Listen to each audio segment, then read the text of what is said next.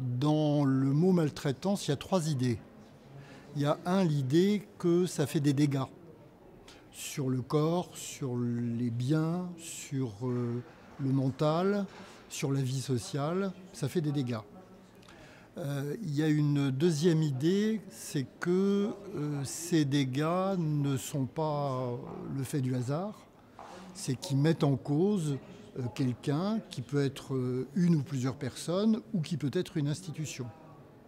Et enfin, il y a une troisième idée dans la maltraitance, c'est l'idée que entre cet auteur présumé, l'institution ou la personne ou les personnes, et la personne qui subit ces maltraitances, par parenthèse, la loi insiste beaucoup sur l'idée de vulnérabilité.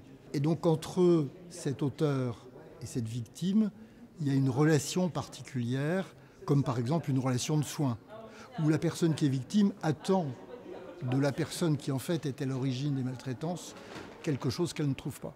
Les professionnels des métiers du grand âge, de l'aide ou du soin, c'est des gens qui font ce métier souvent par conviction, par besoin d'aider les autres, pour mettre la question des maltraitances sur la table, pour en parler, pour reconnaître qu'elle existe.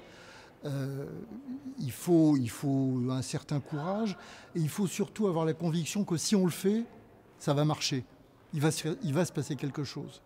Et donc, je crois que ça nous appartient, les professionnels, les familles, les proches, également les personnes du grand âge.